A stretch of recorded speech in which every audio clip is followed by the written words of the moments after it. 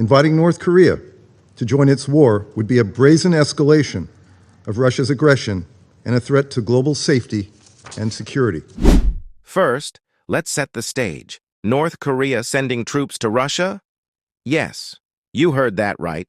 The U.S. is raising alarms over reports that North Korea might be lending military support to Moscow in the midst of the Ukraine war. If true, this could open up a dangerous new chapter in global geopolitics. But how did we get here, and why are Pyongyang and Moscow forming what seems like an unholy alliance? Let's break it all down. In recent months, intelligence reports from the U.S. and its allies have suggested that North Korea is supplying ammunition and other military aid to Russia. But now, Washington believes there's an even more troubling development. North Korean troops may be heading to Russia. These soldiers wouldn't be directly on the Ukrainian battlefield, but could serve as logistical support, freeing up Russian forces for combat. Why does this matter? For 979 days, Russia has waged a brutal, full-scale war against a fellow UN member state and its people. And with each passing day, as Russia suffers immense losses, the Kremlin has grown increasingly desperate. Inviting North Korea to join its war would be a brazen escalation of Russia's aggression and a threat to global safety and security. The United States has seen additional reporting indicating that North Korean soldiers have started arriving in Western Russia. We believe the DPRK has sent around 10,000 soldiers to train in Eastern Russia, and that they will probably augment Russian forces near Ukraine in the next several weeks. A portion of those soldiers have already moved closer to Ukraine. We are increasingly concerned Russia intends to use these soldiers in combat or to support combat operations against Ukrainian forces in Russia's Kursk Oblast near the border with Ukraine. We are watching closely for such indications and consulting with our Ukrainian partners. We urge Russia not to take these steps. Should DPRK soldiers be used in the battlefield, this would mark a further and serious escalation of the conflict. The decision to deploy North Korean soldiers would also be an inescapably clear demonstration that Russia is growing more desperate, having already suffered more than 500,000 casualties. Russia knows the DPRK threatens peace and security in the region. The Kremlin knows the DPRK's unlawful ballistic missile and nuclear weapons programs undermine the non-proliferation regime that has helped to keep the world safe from nuclear war for decades. Russia knows the DPRK is a pariah with one of the world's worst human rights records. Russia would not turn to the DPRK for a military alliance unless it were desperate and had run out of options. Madam President, just a few years ago, Russia supported multiple Security Council resolutions prohibiting both arms transfers involving North Korea and provision of military assistance to North Korea. Russia's training of DPRK soldiers involving arms or related materiel is a violation of Security Council resolutions 1718, 1874, and 2270. Each of those resolutions imposed restrictions on military cooperation with the DPRK because the DPRK's actions, including its unlawful nuclear weapons and ballistic missile programs, threaten peace and security. Now, Moscow is not only engaging in both of those activities to support its unprovoked war, but has signed a mutual defense agreement with Pyongyang.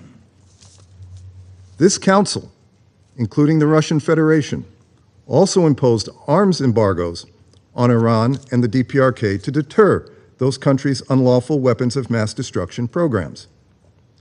We question what Russia must be giving to the DPRK and Iran in return for their assistance. At a minimum, we know Russia is blocking the DPRK Sanctions Committee from operating. That committee is a safeguard against the DPRK's development of nuclear weapons. Russia's increasing military dependence on Iran and the DPRK is endangering the world, particularly by increasing DPRK and Iran's ability to threaten the Indo-Pacific and the Middle East on a catastrophic level. Russia must stop. It is not too late for Russia to reverse its illegal and dangerous course and end the war. It is not too late for Russia to withdraw its troops from Ukraine, rejoin the world community, and begin to repair its global standing. Absent Russia's will, the international community must act to protect Ukraine from Russia and North Korea. A North Korean-backed Russian victory in Ukraine, even a partial one, would dangerously destabilize the world. So let me be clear. Even with the addition of North Korean troops, Russian forces will not prevail against Ukraine. We will stand with Ukraine. We will stand with the Charter. We will stand with the rule-based system and the principles that keep us safe. We will protect them, whatever it takes. Our resolve is firm. Have no doubt. There is only one safe solution to Russia's aggression: its complete withdrawal from Ukraine. Thank you, Madam President. I now give the floor to the representative of the Russian Federation. Madam President, When we found out about the request for this meeting today in the Security Council, we were taken aback by the cynicism and the brazen attitude of our Western colleagues and the egregious double standards.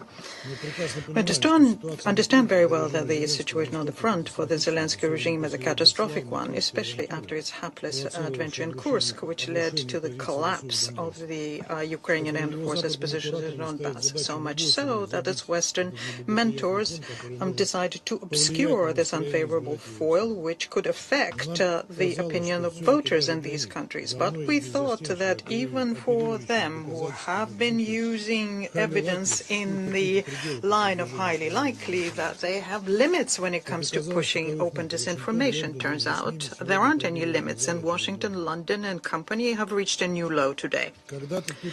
It was said at one point in this room that we dismantle washing machines and other appliances to get at the microchips because we only had enough missiles for 1 or 2 days. Then we heard statements that we violate babies with spoons, catch people on the streets because no one wants to go fighting.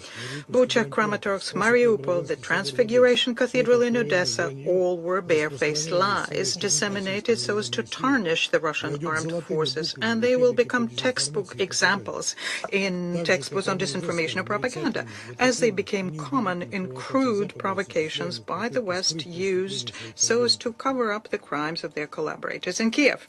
I would like to thank the Ambassador Woodward for her care for the Russian budget.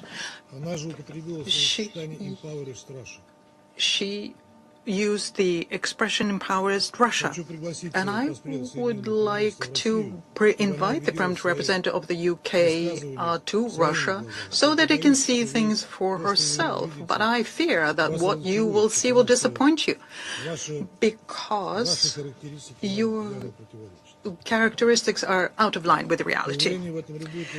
Now, given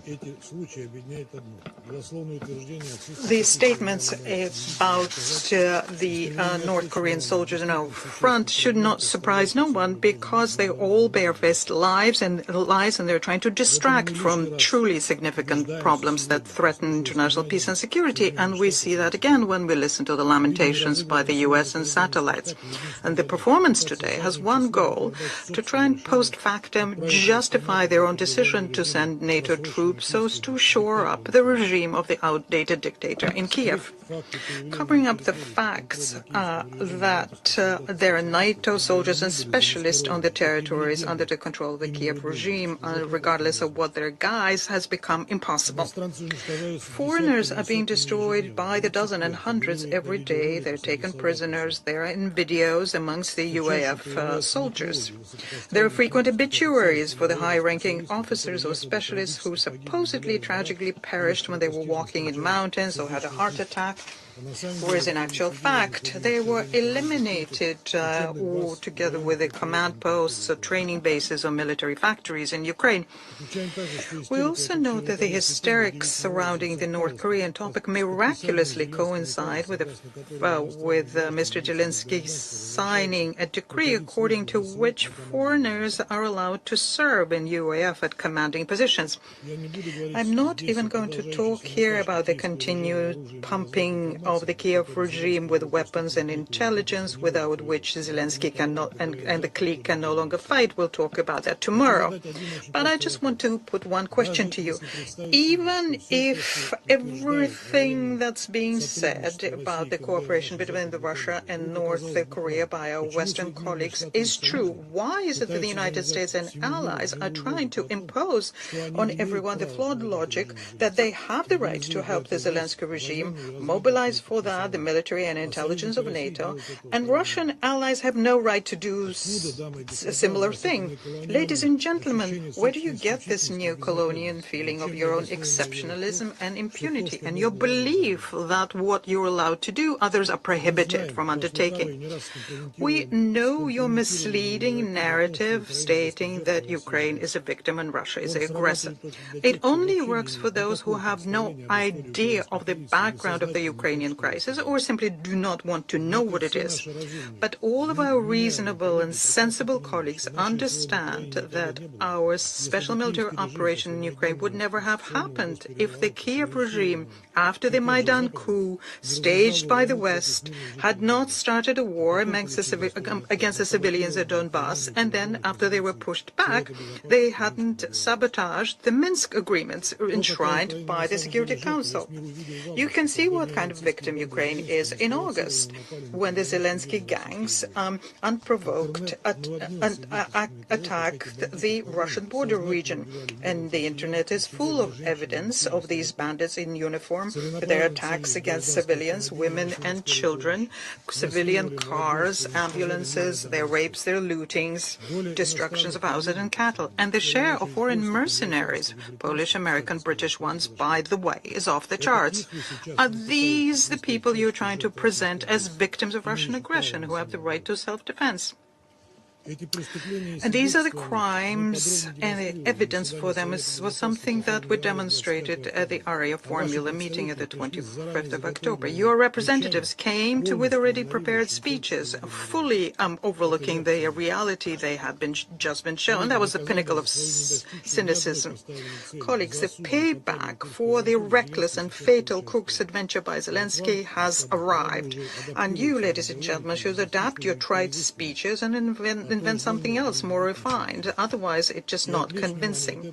And distracting attention from the true face or the animal scowl of the Zelensky junta, you will not be able to do. Madam President, the issue of cooperation with Pyongyang, on this our position is open. DPRK is a neighbor, close partner, and we're developing a relationship with many areas. Our interaction is transparent.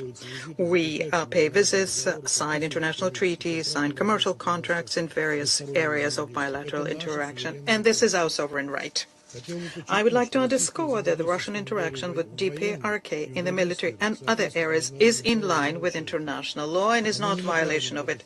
It's not aimed against third countries, it's not a threat for the countries of the region or international community. And we intend to develop this cooperation in the future, and no one can prohibit us from doing that. On the 19th of June, as you know, we signed a treaty on the comprehensive strategic partnership between our country and DPRK.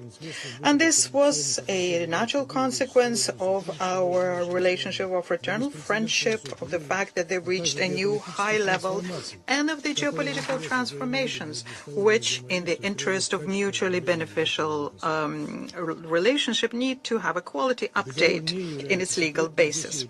The treaty is not a secret, it's published. It states the basic principles for the further development of our links. They're aimed at deepening the partnership and strategic cooperation on a wide spectrum of priority areas on building a fair international system. And you can all see that for yourself when you read the text. Therefore, there are no reasons other than directives coming from our Western colleagues to present our cooperation as a threat for anyone. Madam President, we can see the Western spectacle in the Security Council today pursuing another goal. The Zelensky regime and collaborators for 2 years have been trying to compel the Republic of Korea to more actively cooperate with the Kiev regime and to have them provide and supply the much-needed lethal weapons. And here, the anti-Pyongyang frenzied rhetoric is very convenient for Washington, London, Brussels, because their own supplies is something that the Kiev regime has drained. We do hope that our South Korean colleagues will be wise enough not to fall for this trick. In any event, I can tell you that despite the current difficult period, we're trying to safeguard the preconditions for the resumption of the traditional good neighborly relations between Moscow and Seoul, and we value your restraint. We're also optimistic when we see the public opinion surveys in your country. They show that the absolute majority of people in the Republic of Korea do not wish to become involved in the Ukrainian conflict. I thank you. How do you confront two nuclear-armed adversaries, Russia and North Korea, without sparking a larger conflict? And what role does China play in all this? The situation is still unfolding, and there are more questions than answers. But one thing is clear. The North Korea-Russia partnership is a challenge not just for the U.S., but for the entire international order. The stakes are high, and the consequences could shape global politics for years to come. That's all for today's breakdown. What do you think about this growing alliance between North Korea and Russia? Let me know your thoughts in the comments below. And if you enjoyed this video, don't forget to like, share, and subscribe for more deep dives into global geopolitics. Until next time, stay informed, stay curious, and stay tuned.